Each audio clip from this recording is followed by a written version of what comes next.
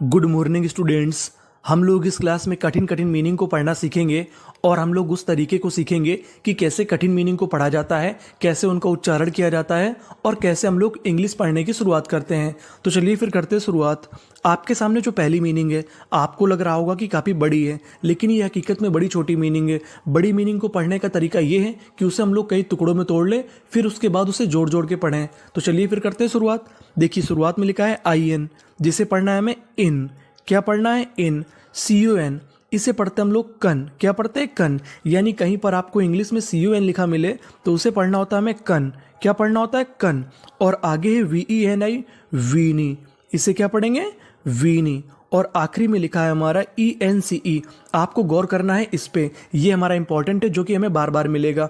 इसे पढ़ते हम लोग एंस। यानी आपको इंग्लिश में कहीं पर ई एन सी ई लिखा मिले तो उसे पढ़ना है हमें एंस। क्या पढ़ना है? एंस। तो मीनिंग बन गई इनकन्वीनियंस।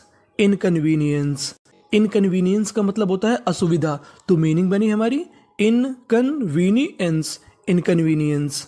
नीचे वाली मीनिंग को देखते हैं। देखिए नीचे वाली मीनिंग में आपको याद रखना है सी यू एम। सी यू एम को पढ़ते हम लोग कम। क्या पढ़ते हैं? कम। और इंग्लिश का एक और ज़रूरी रूल ये है कि यहाँ पर हमारा एम 2 बार लिखा है। एम कितनी बार लिखा है? 2 बार। और आपको इंग्लिश का एक रूल ये याद रखना है कि कोई भी लेटर यानी कोई भी अक्षर अगर 2 बार लिखा है तो उसका उच्चारण खाली हमें 1 बार करना है। यहाँ पर हमारा एम 2 बार लिखा है, पढ़ना खाली 1 बार है। तो मीनिंग बनी हमारी कॉमेंस, कॉमेंस। और आखिरी में लिखा है M E N T. M E N T को पढ़ते हैं हम लोग मेंट, तो मीनिंग बन गई हमारी कमेंसमेंट, कमेंसमेंट। कमेंसमेंट का मतलब होता है प्रारंभ या शुरुआत, तो हमारी मीनिंग बन गई इनकन्वीनियंस, कमेंसमेंट। अब हम लोग आगे वाली मीनिंग को पढ़ते हैं ए जी आर आई। इसे पढ़ेंगे हम लोग एग्री। क्या पढ़ेंगे? एग्री। और आपको गौर करना है सी यू एल और टी यू आर ई पे। टी यू आर ई को पढ़ते हैं हम लोग चर। क्या पढ़ते हैं? चर। सी यू एल को पढ़ते हैं कल। क्या पढ़ते हैं? कल। तो पूरी मीनिंग बन गई एग्रीकल्चर, एग्रीकल्चर। एग्रीकल्चर का मतलब होता है कृषि, जिसे हम लोग कहते हैं किसानी। तो आपको गौर करना था यहाँ पे टी यू आर ई पे, यानी टी यू आर ई का मतलब होता है चर, तो मीनिंग बन गई एग्रीकल्चर। नीचे वाली मीनिंग को देखते हैं H O R T I. इसे पढ़ना है हमें हॉर्टी। क्या पढ़ना है? Horti. Horti, C U L T U R E, culture, वही मीनिंग है जो नीचे लिखी है, हॉर्टिकल्चर।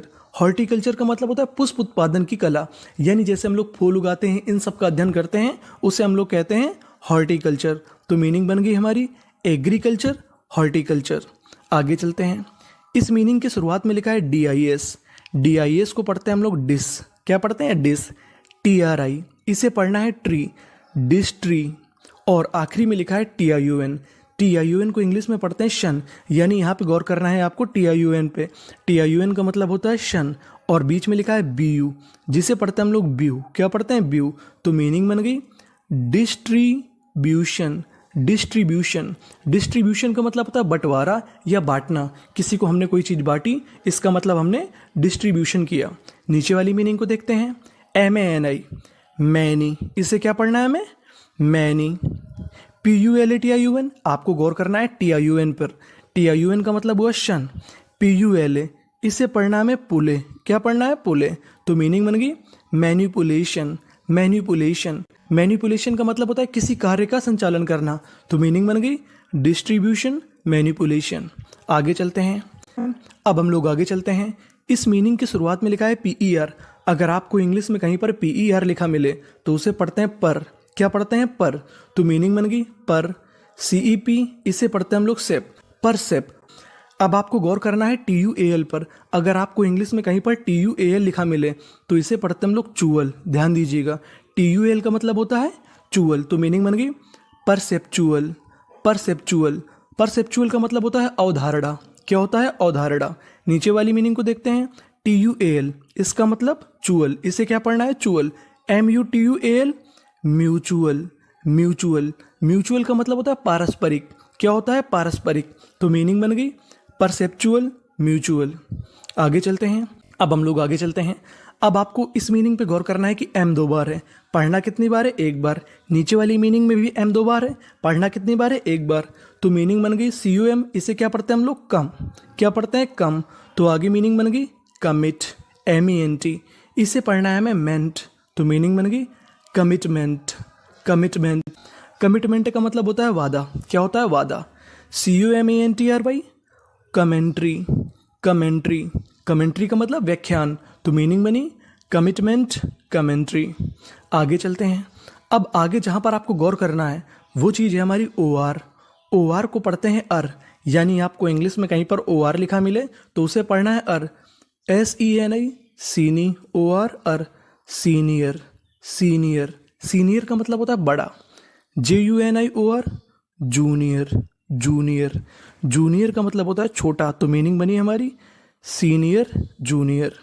आगे चलते हैं। अब आपको गौर करना है SUR पे। SUR को पढ़ते हैं सर, क्या पढ़ते हैं सर, और आखिरी में है ER, ER को पढ़ते हैं अर। अगर आपको इंग्लिश में कहीं पर ER लिखा मिले तो उसे पढ़ना होता है अर, और बीच में हमारा आर 2 बार लिखा है तो उच्चारण खाली 1 बार करना है, तो मीनिंग बनी हमारी DER, डर, सरेंडर, सरेंडर, सरेंडर का मतलब होता है आत्मसमर्पण करना। PLUMB, प्लम्ब, ER अर, प्लम्बर, प्लम्बर, प्लम्बर का मतलब होता है नलसाज, यानी जो नल को सुधारता है उसे कहते हैं प्लम्बर, तो मीनिंग बन गई सरेंडर, प्लम्बर। आगे चलते हैं। SE, इसे पढ़ेंगे सी, क्या पढ़ेंगे सी। QUE, अगर आपको इंग्लिश में कहीं पर QUE लिखा मिले तो उसे पढ़ते हैं क्वे, क्या पढ़ते हैं क्वे, और आखिरी में हमारा ENCE है तो इसे क्या पढ़ते हैं एंस। मैंने आपको पहले बताया कि ENCE को पढ़ना है हमें एंस, तो मीनिंग बन गई सीक्वेंस, सीक्वेंस, सीक्वेंस का मतलब होता है क्रम। FRE, इसे पढ़ेंगे फ्री, क्या पढ़ेंगे फ्री। QUENT, इसे पढ़ना हमें क्वेंट, क्या पढ़ना है क्वेंट, तो मीनिंग बन गई फ्रीक्वेंट, फ्रीक्वेंट। फ्रीक्वेंट का मतलब होता है जो चीज़ लगातार होती है, बार बार होती है, उसे कहते हैं फ्रीक्वेंट, तो मीनिंग बन गई हमारी सीक्वेंस, फ्रीक्वेंट। आगे चलते हैं। देखिए यहाँ पर P 2 बार लिखा है, पढ़ना 1 बार है। आपको गौर करना है IED पे, जिसे हम लोग पढ़ते हैं आइड, क्या पढ़ते हैं आइड, तो मीनिंग बन गई एप्लाइड, एप्लाइड, एप्लाइड का मतलब होता है आवेदन करना। LIED, इसे पढ़ना है हमें लाइड, क्या पढ़ना है लाइड, लाइड का मतलब होता है झूठ बोलना, तो मीनिंग बन गई एप्लाइड, लाइड। अब हम लोग एक काम कर जाते हैं कि सभी मीनिंग का रिवीजन कर जाते हैं, फिर से पढ़ जाते हैं। Inconvenience, commencement, agriculture, horticulture, distribution, manipulation, perceptual, mutual, commitment, commentary, senior, junior, surrender, plumber, sequence, frequent, applied, lied. Thank you for watching.